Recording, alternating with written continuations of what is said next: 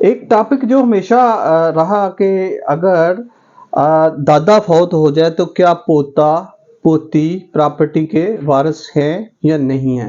ये टॉपिक क्यों कंफ्यूज रहा और इसकी असल वजूहात क्या है, आज हम ये कहीं डिस्कस करेंगे अलॉन्ग विद सेक्शन, और ये भी बताएंगे कि सिर्फ पोता पोती तक ये महदूद नहीं है। कॉमनली से ये क्या दादा पोता ला कहा जाता है, ऐसा नहीं है। इसमें कोई भी जो अपना उसमें स्ट्राइप ले सकता है, हिस्सा ले सकता है, शेयर जिसका भी शरी बनता है उसी को मिलेगा। अगर मिड में से उसका जो लिंक है, लिंक से मुराद उसका जो मूर्से आला है, सक्सेसर और मूर्से आला के दरमियान वाला बंदा जो है वो फौत भी हो जाता है।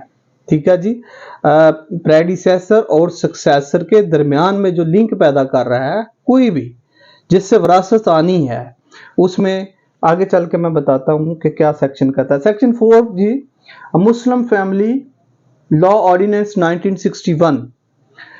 सेक्शन 4 कहता है सक्सेशन, जब सक्सेशन ओपन हो रही होती है तो क्या इसके बारे में बात करता है, और आगे चल के बताते हैं कि ये इस तरह लॉ कंफ्यूज क्यों रहा और इसके बारे में पब्लिक एट लार्ज क्यों कंफ्यूज रही। In the events of death of any son और डॉटर ऑफ अ प्रोपोसिटस, अब दो प्रोनाउंसिएशन है, प्रोपोसिटस यहां मूर्से आला, प्रेडिसेसर, ठीक है जी, जो यही दादा समझ लें, या यहां दादे की बात नहीं करता, वो मूर्से आला की बात करता है। किसी की भी विरासत जिसकी ओपन हो रही हो उसकी बात करता है।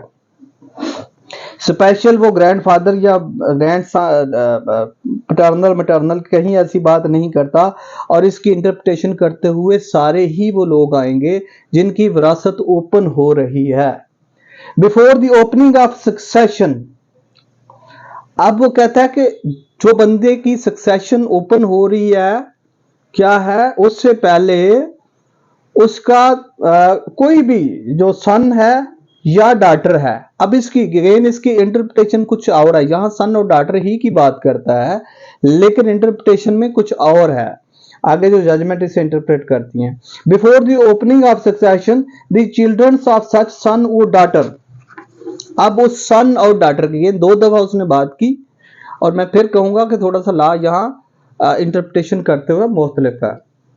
इफ एनी, उसके जो है डॉटर के, यानी कि उसका नाना जो है फौत हुआ, या दादा या जो भी है, if any living at the time the succession opens, अब उनका होना जरूरी है जी कि वो जिंदा हैं जब सक्सेशन ओपन हुई। अब सक्सेशन ओपन कब हुई, जब प्रेडिसेसर जो है मूर्से आला वफात पाता है।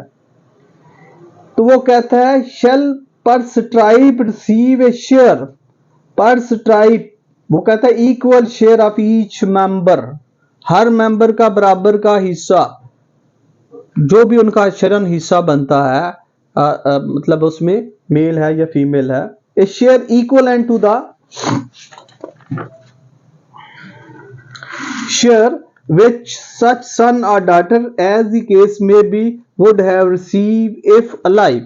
तो वो कहता है कि जैसे कि वो सन और डॉटर अगर जिंदा होता तो उसी तरह वसूल करता जैसे कि वो जिंदा है, लेकिन अब वो कहता है कि फौत होने की सूरत में। अब क्वेश्चन ये हुआ कि फेडरल शरीयत कोर्ट ने PLD 2000 FSC पेज 1 सेक्शन 4 को क्या किया, section 4 Muslim family law ordinance 1961 को अन इस्लामिक डिक्लेयर कर दिया।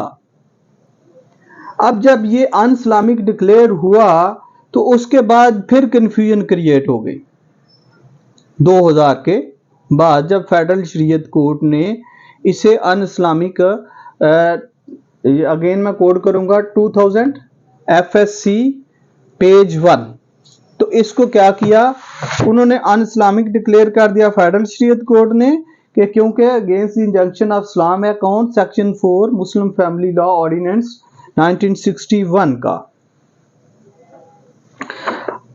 अब इस पे फिर ये सुप्रीम कोर्ट की जजमेंट जो है अवेलेबल है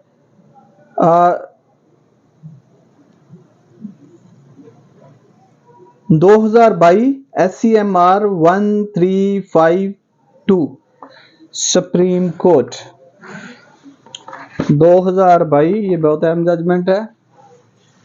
इसके हवाले से उन्होंने कहा कि नहीं, ये जो सेक्शन 4 है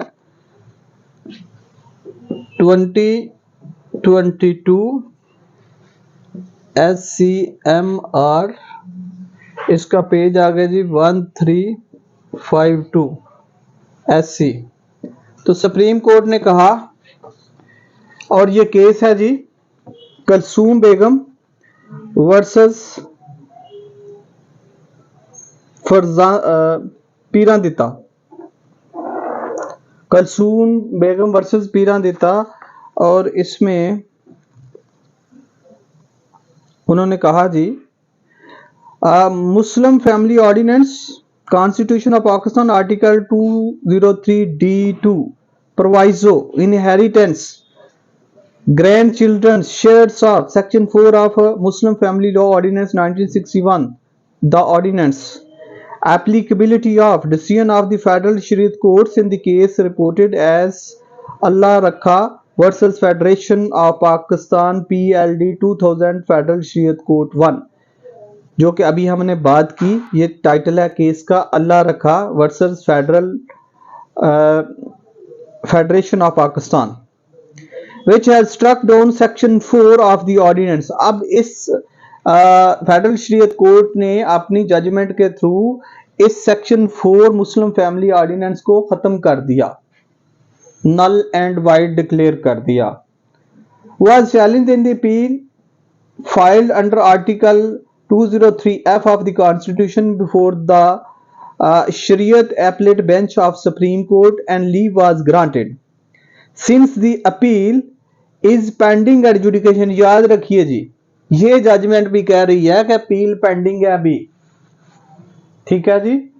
adjudication the decision of the federal Shariat court in Allah Rakha case has not come into effect. अब वो कहते हैं जी ये जो जजमेंट 2000 PLD 2000 है, इसका ऑपरेशन सस्पेंड हो चुका है because of second part of the proviso of clause 2 of article 203D of the constitution। consequently section 4 of the ordinance continue to be the subsistent law of the Pakistan। अब कहते हैं कि क्या है, ये कंटिन्यू रहेगा, सबसिस्ट रहेगा, मौजूद रहेगा और साथ कंटिन्यू रहेगा पाकिस्तान में, to be the subsist law of Pakistan and shall remain so till such time that the Shariat appellate bench of the Supreme Court either upholds the decision of the Federal Shariat Court in Allah Rakha case or dismiss the said appeal। वो कहते हैं कि until और unless ये जो PLD 2000 federal Shariat court page 1 है, अल्लाह रखा versus federation of Pakistan, ये आइदर डिसमिस हो या इसको अपहेल्ड रख दिया जाए, तो उस वक्त तक चूंकि ऑपरेशन सस्पेंड है और ये सेक्शन 4 जो है वो इन फील्ड रहेगा।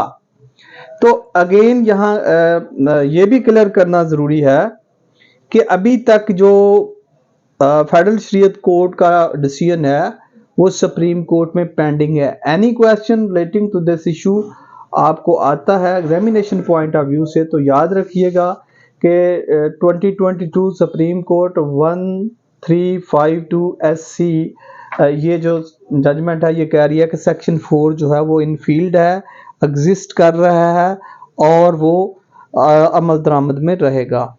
Thank you.